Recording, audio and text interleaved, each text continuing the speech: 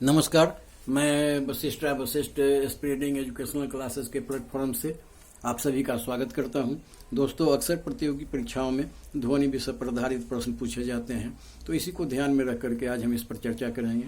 ध्वनि क्या है, ध्वनि कितने तरह का होता है, कौन सा ध्वनि हम सुनते हैं, जो हम सुनते हैं क्या जानवर पशु पक्षी भी वही ध्वनि सुनते हैं, उसी तीव्रता के ध्वनि को सुनते हैं।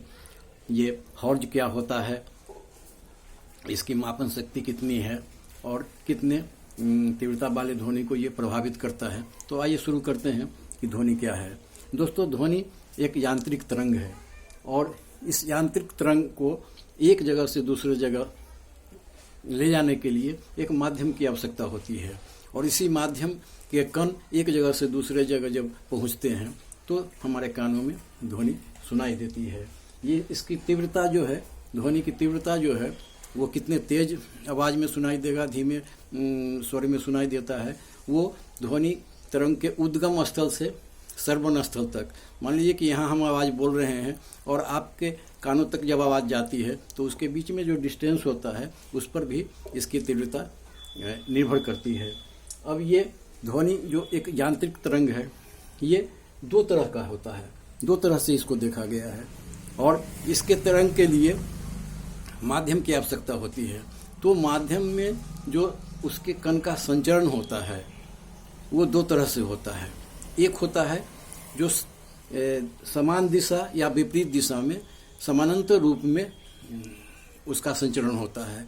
तो जब समानांतर रूप में संचरण होता है उस माध्यम के कण का, जिसमें ध्वनि सुनाई देता है, जिसके माध्यम से ध्वनि सुनाई देता है, तो उसको हम बोलते हैं अनुप्रस्थ तरंग।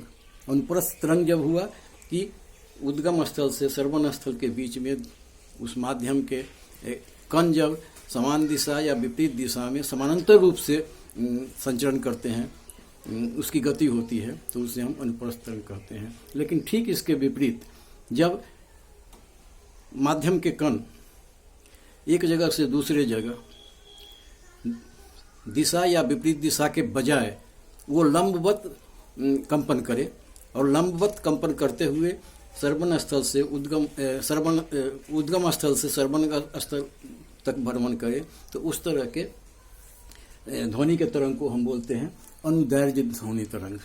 तो ये दो तरह का होता है, जिसमें एक जगह से दूसरे जगह माध्यम के कण का कंपन समानांतर रूप में होता है और दूसरा उसका लंबवत रूप में होता है। तो इस तरह से ध्वनि को हम देखते हैं कि इसके तरंग दो तरह के होते हैं, अनुप्रस्थ तरंग और अनुदैर्घ्य तरंग। इसमें अनुप्रस्थ में समानांतर गतिविधि के माध्यम से कण का भ्रमण होता है, और अनुदैर्घ्य में लंबवत के रूप में।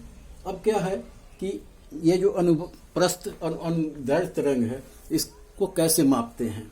तो दोस्तों, कैपिटल H स्मॉल z, ये एक संकेत है जिसके द्वारा हम इसकी तीव्रता को नापते हैं, और ये एक अंतर्राष्ट्रीय इकाई का इकाई है। ये HZ हॉर्ज, इसको अंग्रेजी में बोलते हैं हॉर्ज। तो ये हॉर्ज जो है ये आवृत्ति प्रति सेकंड दिखाता है, और ध्वनि की तीव्रता कितनी है, एक सेकंड में जो ध्वनि की तीव्रता है कितने हॉर्ज की है वो इससे प्रकट होता है। तो ये हॉर्ज है, कैपिटल H और स्मॉल z। अब ये क्या है कि हम जो ध्वनि सुनते हैं, तो क्या इतना ही ध्वनि विश्व में या वातावरण में होता है? वैसी बात नहीं है। जो हम ध्वनि सुनते हैं, और इसके अलावा भी बहुत सारा ध्वनि तरंग है जिसको हम नहीं सुन पाते हैं, जो हमें मालूम नहीं होता है। तो ध्वनि दो तरह से भी जाना जा सकता है। एक है जिसे हम सुनते हैं, दूसरा है जिसे हम नहीं सुनते हैं। तो हम सोचते हैं कि जो हम नहीं सुनते हैं वो ध्वनि नहीं है, वैसी बात नहीं है। एक सुनने योग्य ध्वनि होता है, दूसरा सुनने योग्य ध्वनि नहीं होता है जिसे हम नहीं सुनते हैं। तो जो सुनने योग्य ध्वनि होता है उसका जो मापन है, उसकी जो तीव्रता है, एक जगह से दूसरे जगह संचरण की तीव्रता है, जिसको हम नापते हैं आवृत्ति प्रति सेकंड में, उसका जो तीव्रता का मापन है वो है 20 हर्ट्ज से 20,000 हर्ट्ज तक का जो ध्वनि का कंपन है, मनुष्य उसी को सुन पाता है। 20 हर्ट्ज से 20,000 हर्ट्ज, यानी कि 20 हर्ट्ज से 20 किलो हर्ट्ज तक के बीच का जो आवर्ती प्रति सेकंड कंपन ध्वनि को होता है, उसे मनुष्य सुन पाता है। वो धीमा सुने या थोड़ा तेजी से सुने। तो मनुष्य को क्या जो श्रवण शक्ति है, उसका जो आवर्ती प्रति सेकंड है वो 20 हर्ट्ज से लेकर के 20,000 हर्ट्ज यानी 20 किलो हर्ट्ज तक का है। तो एक ध्वनि हो गया जिसे हम सुनते हैं। दूसरा ध्वनि है जो हम नहीं सुन पाते हैं, जिससे हमें पता नहीं चलता है। तो अब जो ध्वनि हम नहीं सुनते हैं वो भी 2 तरह का है। उसमें क्या होता है कि जो 20 हर्ट्ज से कम के ध्वनि तीव्रता वाले ध्वनि तरंग होते हैं और 20,000 से ऊपर के 20,000 हर्ट्ज से ऊपर के तीव्रता वाले ध्वनि होते हैं।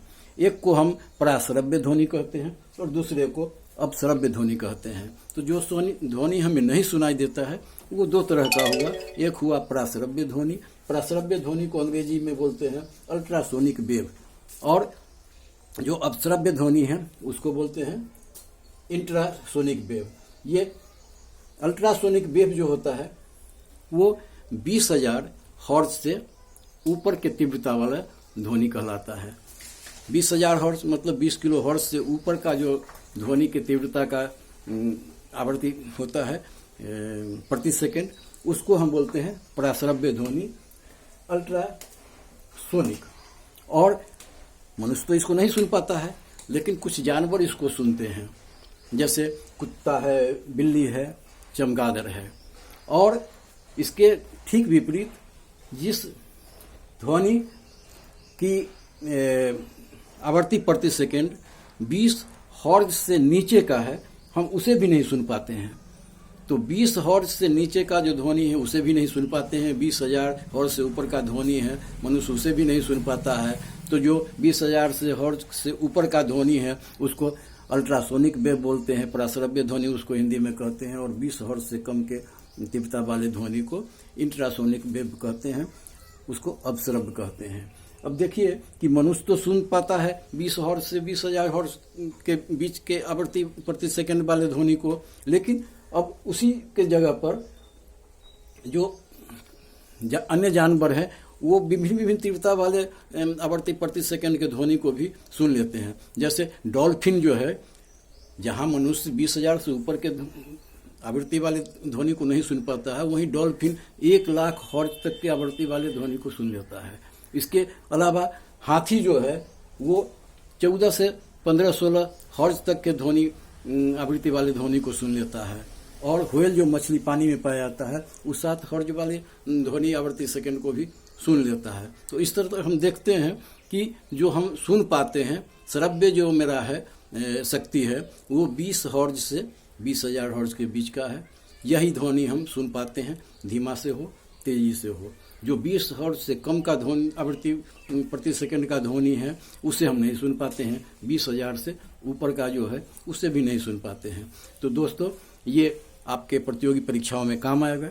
हमें ये विश्वास और आशा है कि आप अपना बहुमूल्य कमेंट से हमको अवगत कराएंगे और हम आपके साथ जुड़े हुए रहते हैं Vashishtha tribe Vashishtha spiriting educational classes के द्वारा। तब तक के लिए नमस्कार, धन्यवाद।